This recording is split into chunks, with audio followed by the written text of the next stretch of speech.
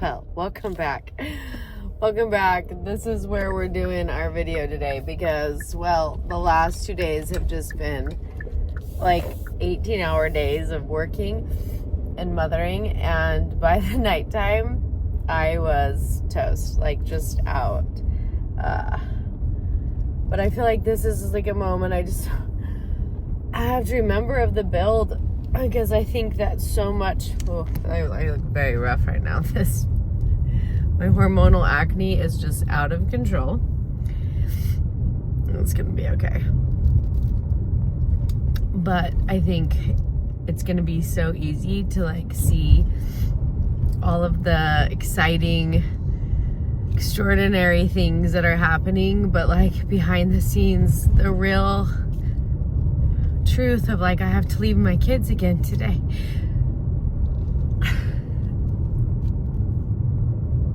It just like breaks my heart. Oh, I only get them 14 days a month, and right now, just like as we're deep in building, there are events that need to go do and things that need to be done. And so it's like bittersweet today because my oldest is coming in to babysit my children for me this week, which is like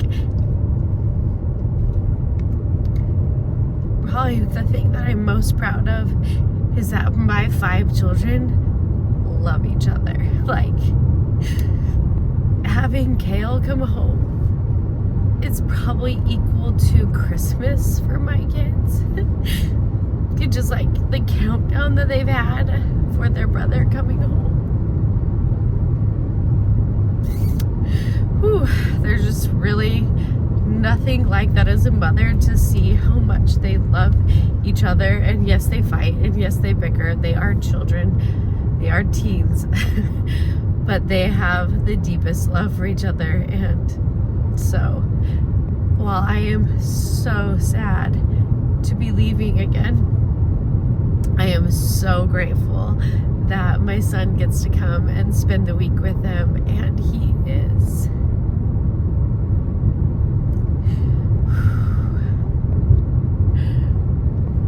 is the best brother in the world. I will say that. He cares for his siblings, his younger siblings, my other children, so well. And he loves them so well.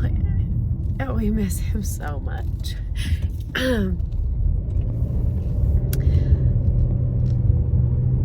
There is something that I think just like isn't talked about much, which is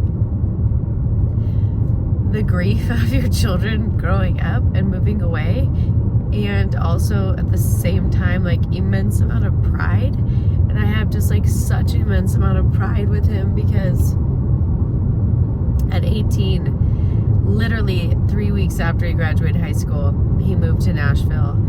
He has never once asked for money. He has figured it out. He has this cute little house with his best friends. They have a recording studio in the basement. And he's just brilliant. He's a brilliant musician. He's a brilliant human. He's kind. He's good. I'm so proud of him.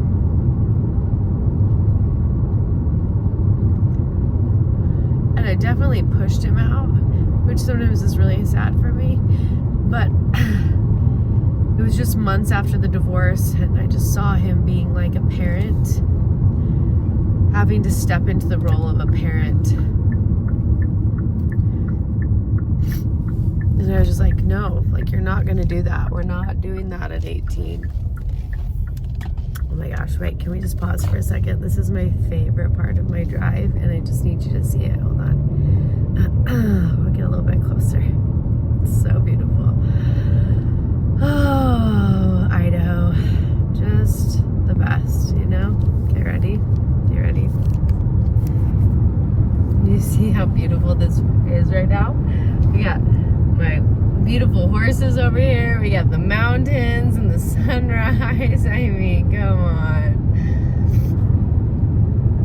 Oh, it's just beautiful. It just is beautiful. All right, so At 18, I saw him being a parent. Like, the divorce really pushed him into, like, stepping into, like, a parent role. And I just knew, like, if you stay, you're going to just all of a sudden become a parent. And, like, you are gifted and brilliant and you have dreams. So I pushed him out. I got him a job in Nashville selling door-to-door, which got him to Nashville. And I remember 5 months after he got to Nashville, I was supposed to speak on this huge stage, and I knew I would close at least, I don't know, at least 50,000. I knew I would. And God said, cancel your event and go to Nashville. And I was like, what? God was like, Kale needs you. So I cancel speaking on that stage, and I get tickets, and I go to Nashville. And I get there. And he drives up to my hotel, and everything that he owns is in his car. And I was like, what's going on? And he's like, oh my gosh, it's baby sheep season. Oh, I wish you could have seen those sheep. I feel like you're just like in my life today. This is so fun. Let me see if you can see my favorite baby sheep. Let's see if they're up here. Anyways, this is where I used to live. Interesting. I used to live right down this little road. I planted 100 trees. Look at that. That's my house back there. All those are my trees. Every one of those trees, I planted 100 trees on that land. Prayed over every one of them. Oh, this is a sad video today. See if you can see my house up there. That black house? Probably not. That's where my tent was. Wow, we're just like going down the memory lane today. I'll come back to that story. Anyways, let me finish with Kale. So Kale and I get there, and everything he owns is in the car. And he's like, I don't have a house. I don't have a place to stay. Where he was staying only provided for you if you were selling door to door, and that job ended. And so he was sleeping on someone's couch, and I was like, oh my gosh, this is why God asked me to have me come here. Got it. So I was like, well, stay in the hotel. Let's go. And I remember it was like a slumber party. He would bring his TV up to our hotel room because it had like Apple TV on it, and he wanted me to watch these. He's like a big movie buff, and he wanted me to watch these movies. So anyways, okay, you're like living my life right now. You ready to see one of my favorite views? Look at that view. Look at that view. I mean, this is why I live in Idaho, my loves. This is why. Okay, so while I was there, I got him an apartment. Then I went to Costco, got him a Costco card, and we filled his pantry with food. And ever since that time, he has been fully responsible and has like not only paid extremely high rent in Nashville, but he got this cute house with his best friends. And I always joke, and if you watch this video, that whenever I visit him, it's like rehab.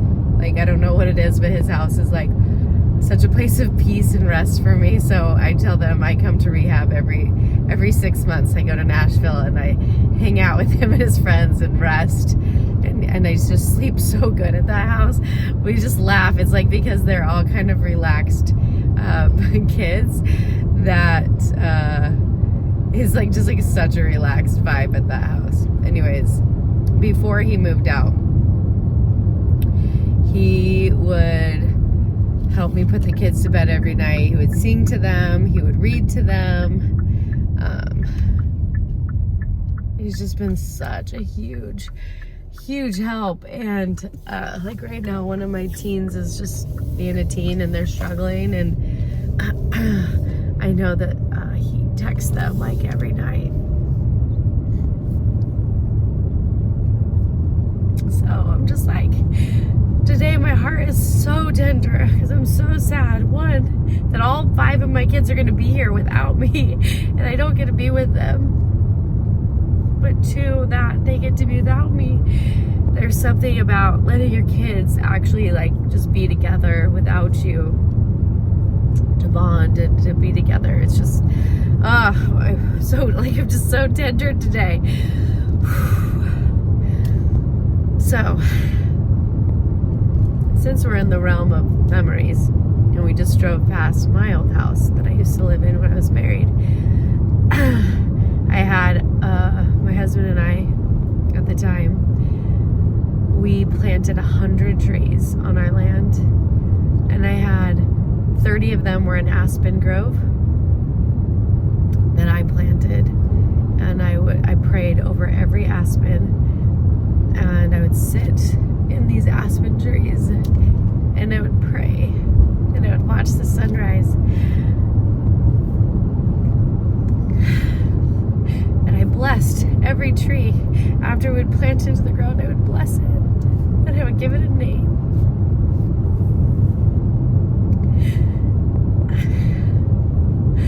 So there's like so much grief when I pick my kids up on Sundays and I see my trees. It's like grief and also like pride, like they're growing so tall.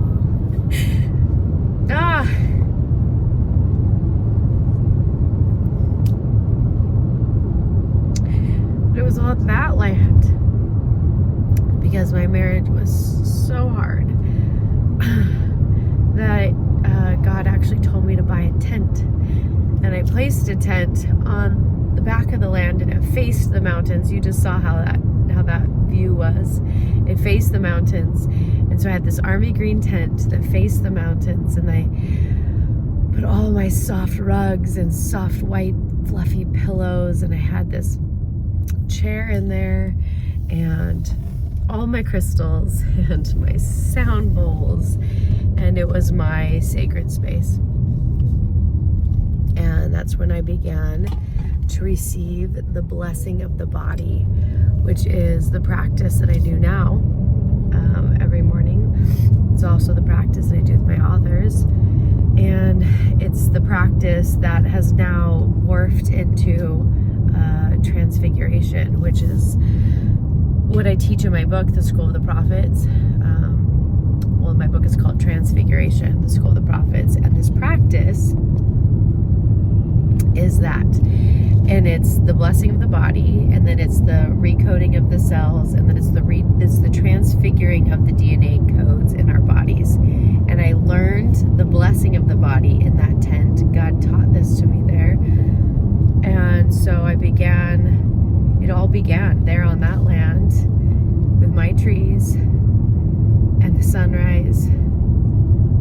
And I remember when my marriage ended and I did not get the house, my deepest grief was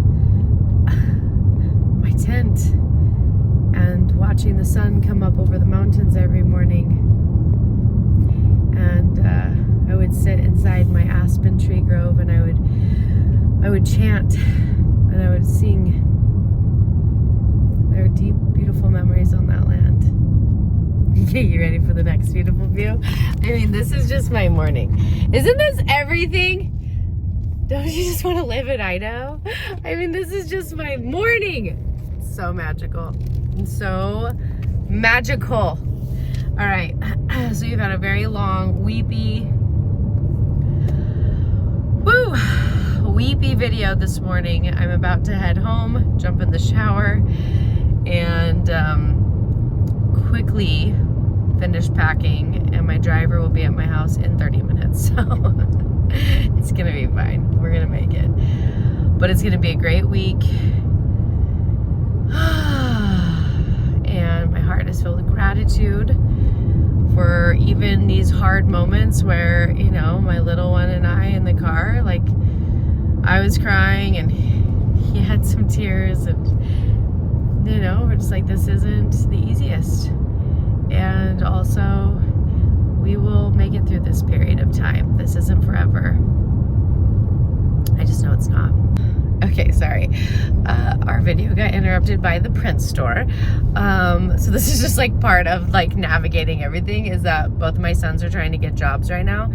And so I've sat with them and I've showed them how I do coding on Claude, and I coded them the most amazing resumes of all time. Pretty proud of them. And so anyways, last night I shipped them over to the print store, and also I have birthed these beautiful mantra cards. Like, I'm obsessed with them, coded them, love them, and it feels very full circle. I started my business with mantra cards in 2018, strange enough. So it feels exciting that like mantras are like bubbling back up out of me. So anyways, that was the print store asking about that. My son is picking them up today.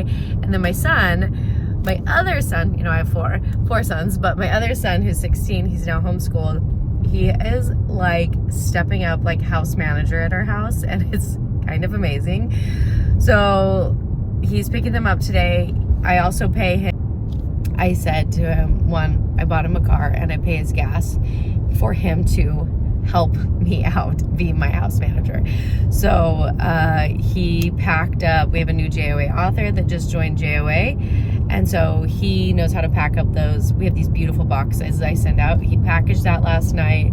He's gonna go to the print shop today to ship it out, pick up all the printing, and then yesterday I was at Starbucks as I work. My back end work is at Starbucks, and yesterday he sends me a text. He's like, hey, I'm about to pick up the kids. Would you like me to throw a crock pot on? And I was like, I started crying at Starbucks. I was like, oh my gosh, this is it.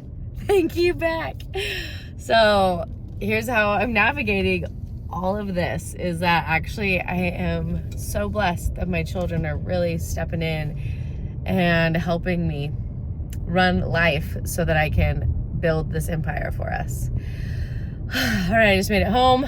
I got 20 minutes to shower and pack. We got this. Have a beautiful day.